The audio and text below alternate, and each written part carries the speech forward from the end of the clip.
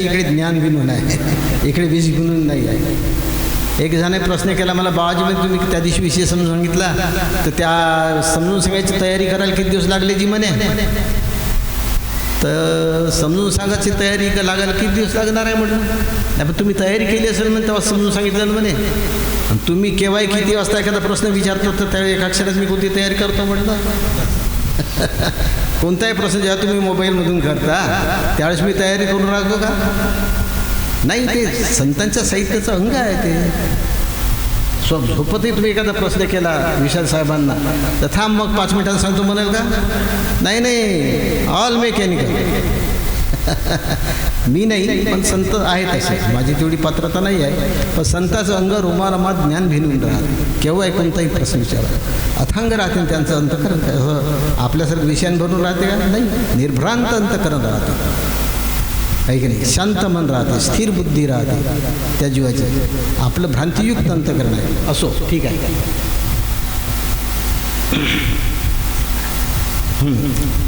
आता हे आत्मोगरानाचं भरम करी मानक सुख जो अहे कामना नाश, सोई सुख है चाहना होए पदार्थ भास. ताश खेल खेल कर उसकी इच्छा बना ली, जब ताश खेलने का अवसर नहीं पाता तब बेचैन हो जाता है, और जब ताश खेलने का अवसर पा जाता है तब सुख मानता है. मानलंस की नाही?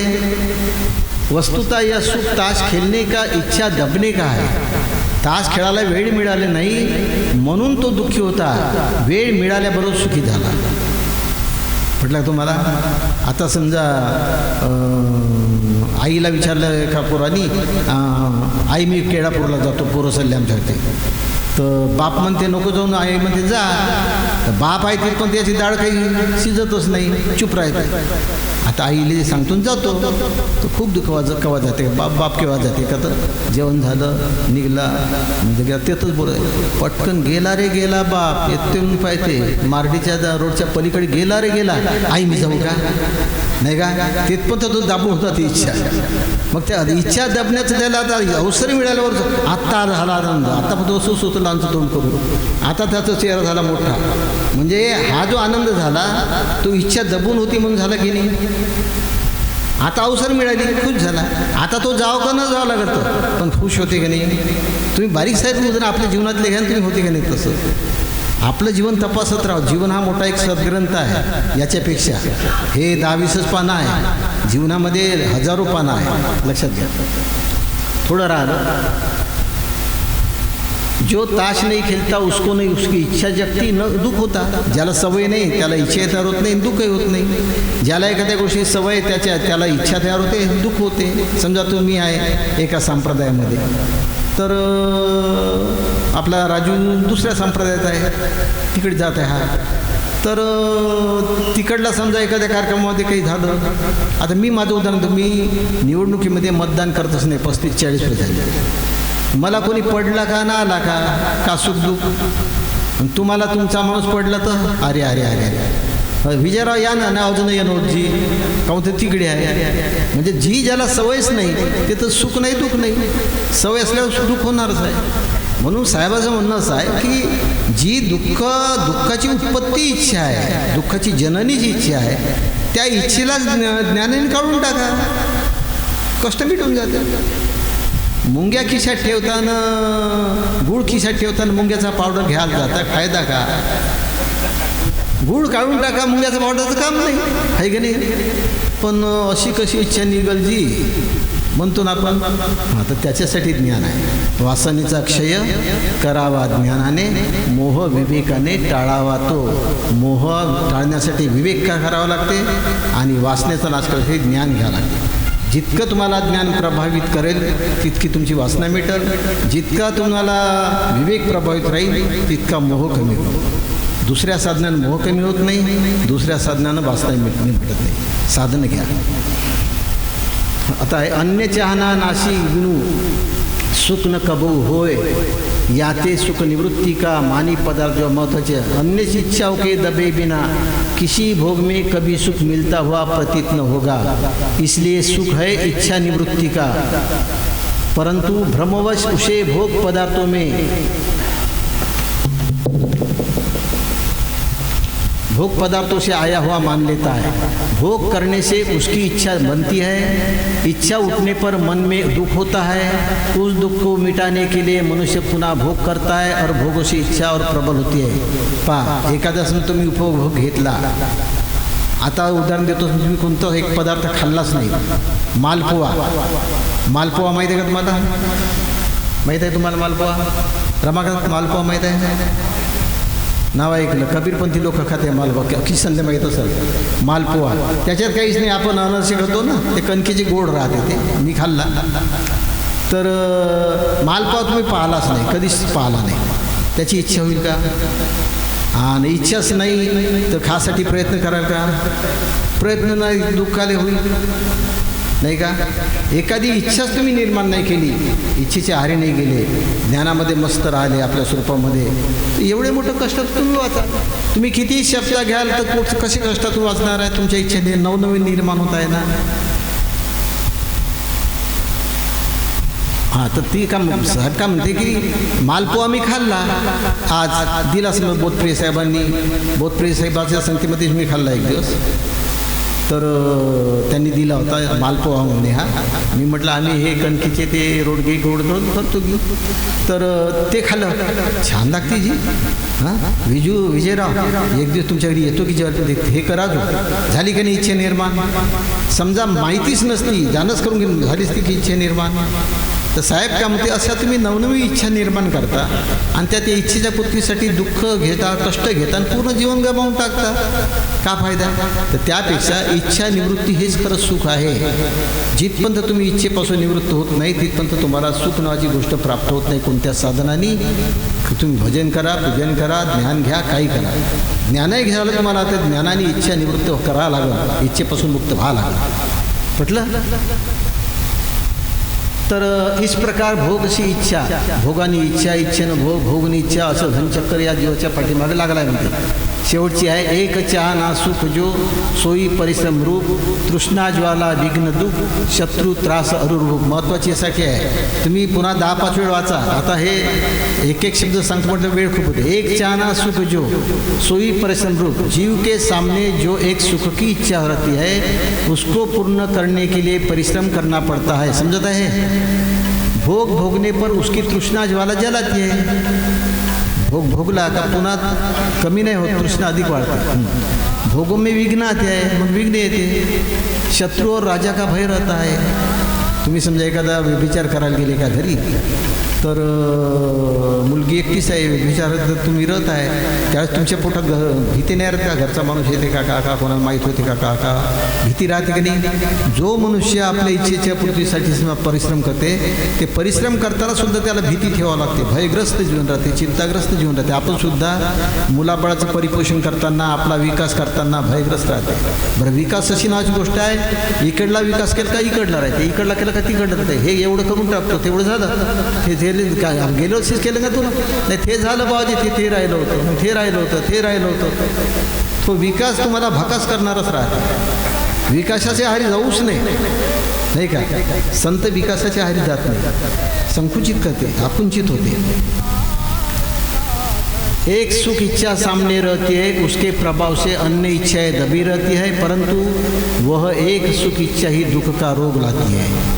स्वाभाविक है कि एक काल में एक ही इच्छा मन में रह सकती है. जैसे एक इच्छा तृष्णाकारक आहे, एकाच क्षणाला मनाला हसणं रडणं दोन्ही जमत नाही. जमते का? एका क्षणामागून क्षण बदलाल तुम्ही. आता हसाल, काही काही लोक कोणी मरते तर घरी बाई खूप रडते, रडतात. आता जेवण केलं का जे म्हणते, माझ्या संग चांगले बोलणे, ते हो चांगले बोलले म्हणते, गोष्टी सांगायला लागतात. गोष्टी सांगतात जे पुन्हा उभे गावं लागते. आहे ना सर? पटकन उभे आणि गद्याने पद्य दोन्हीचा अभ्यास राहते, लक्षात घ्या. तो परंतु वह एक इच्छा ही दुख का रोग लाती है. स्वाभाविक है कि एक काल में एक ही इच्छा मन में रहती है. जैसे एक इच्छा तृष्णाकारक है, वैसे अन्य सभी भी इच्छाएं भी. अतएव सब इच्छाएं त्यागना चाहिए. पहा, अशा प्रकारे आपण, मी कुठेतरी उदाहरण दिलं होतं की समुद्रातलं पाणी जे आहे ते अथांग आहे, भरपूर पाणी आहे. आहे की त्या भरपूर पाण्यात तुमची तहान भागते का? त्या भरपूर पाण्यातलं एक उंजळभर घ्यायचं आणि प्यायचं. उंजळभर घेऊन प्याल तर तहान भागते पाण्यानं. समुद्रातल्या पाण्यानं तहान नाही भागत. समुद्रातलं पाणी तहान भागवणार आहे, पण तुम्ही ओंजळीत घ्याल तेव्हा ते पाणी काही तुमच्या तोंडात येत नाही. येते का? त्या प्रकारे जीवनामध्ये सुख समाधान आहे. नरदेव हे एकच स्थान आहे की ज्या जगण्यामध्ये दुःख नाही.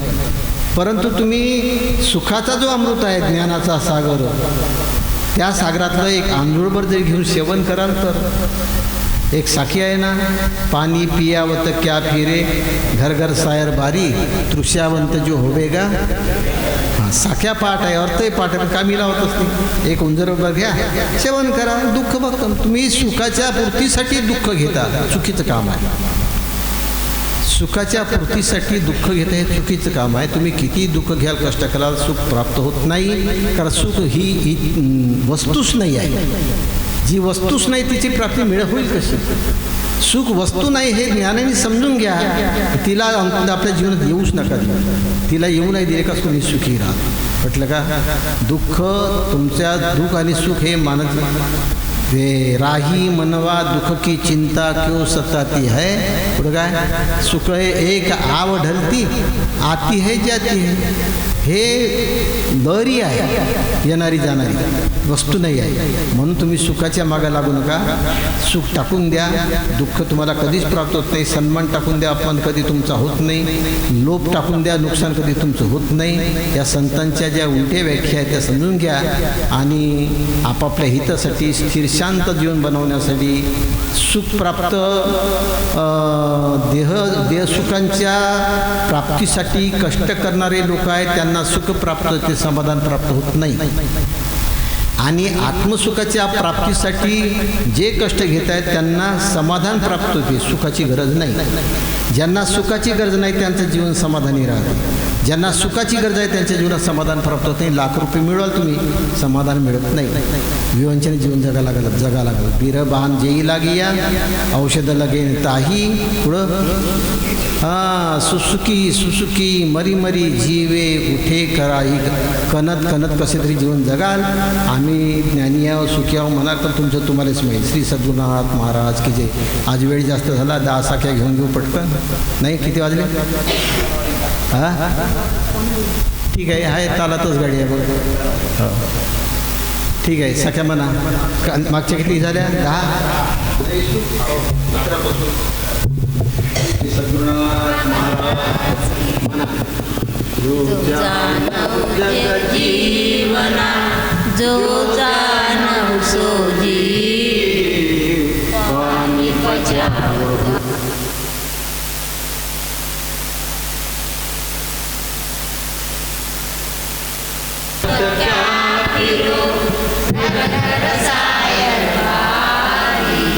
तृष्यावंत जो होवेगा पीवेगा जगमाई. हंसा मोती पिकानिया कंचन तार भरा. जो जाको कर्म न जाने सोता को काय कराय. हंसा तू सुवर्ण वर्ण क्या वर्णो मैं तोई.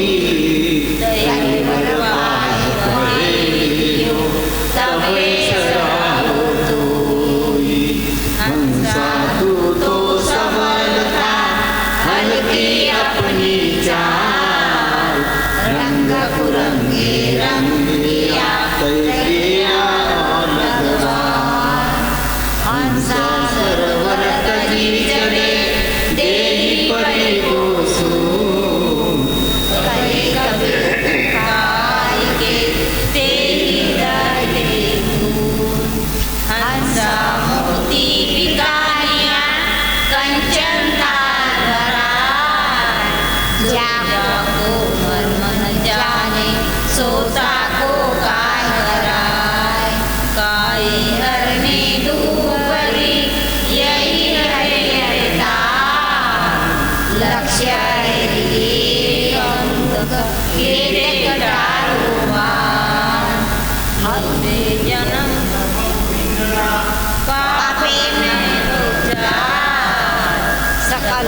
देव